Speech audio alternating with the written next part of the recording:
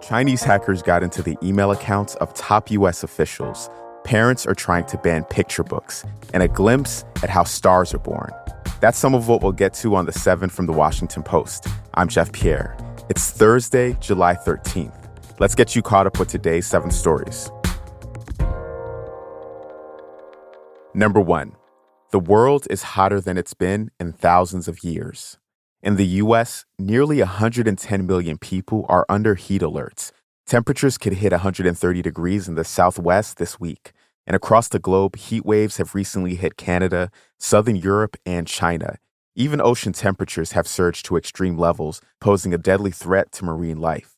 The record temperatures are partly being caused by summer here in the Northern Hemisphere, as well as the El Niño weather pattern, but climate change is making these disasters worse than ever.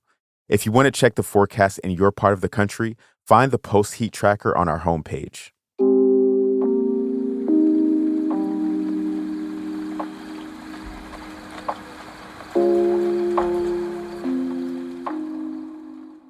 Number 2. We will not waver. NATO leaders pledged to protect Ukraine from a future invasion. President Biden delivered a speech in Lithuania after the summit to affirm his support.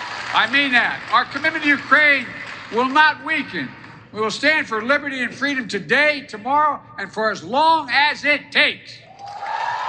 Yesterday's agreement includes significant promises of major military assistance from the alliance. It's intended to help Ukraine repel invading Russian troops, now and well into the long term.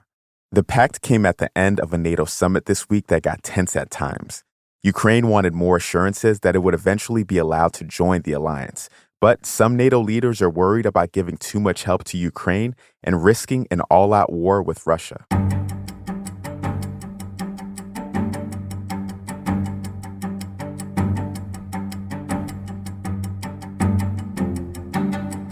Number 3. Chinese hackers got into the email accounts of top U.S. officials. Here's what we know so far.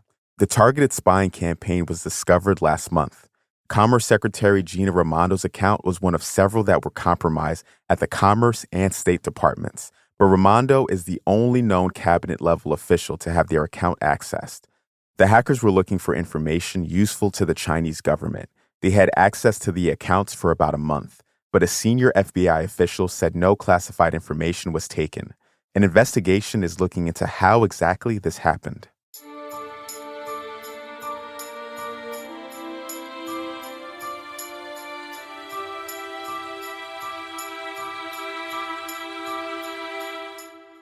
Number 4. Millions of homes and schools might have to remove lead dust.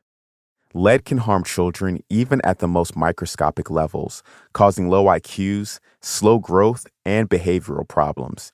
Even though lead paint was banned in 1978, millions of kids still go to schools and live in homes with lead paint on the walls. And since little kids crawl and put things in their mouth, they're especially vulnerable to the dust kicked up from the lead paint. A 2020 study found that 1.2 million children in the U.S. have high levels of lead in their blood. So yesterday, the EPA proposed strict new rules. They would almost completely prohibit lead dust in older buildings regularly visited by children younger than the age of 6. Removing all that paint would be a huge and costly operation.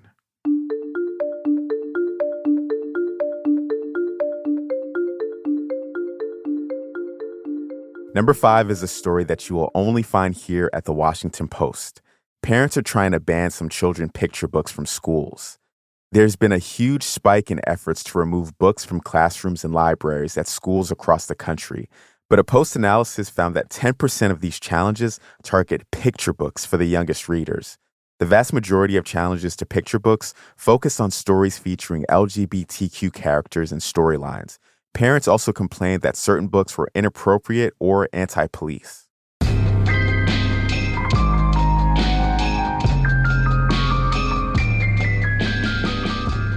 Number 6. Succession received the most Emmy nominations yesterday.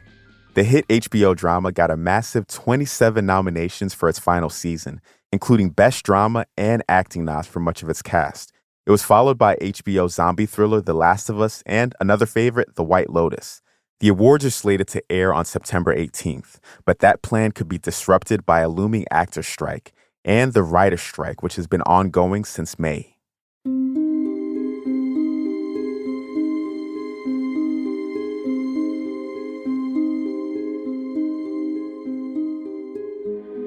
And at number 7, NASA released a spectacular image from the James Webb Space Telescope yesterday. The dramatic and almost hallucinatory image shows the star-forming region that's closest to Earth, known as Rho Ophiuchi. It's a cloud complex where planetary systems like our own could be in the first stage of development. It's well worth a look on our homepage. Yesterday marked a year since the James Webb Telescope's first images were released. Since then, it's spotted lots of surprisingly bright galaxies in the early universe. It's the biggest and most powerful space telescope ever built.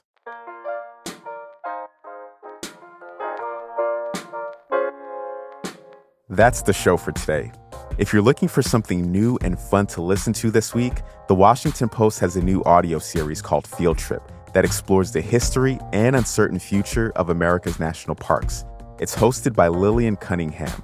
The 4th episode just dropped, and the final episode lands next Wednesday. Don't forget to leave them a comment or review if you listen on Apple. I'm Jeff Pierre, and I will meet you back here tomorrow.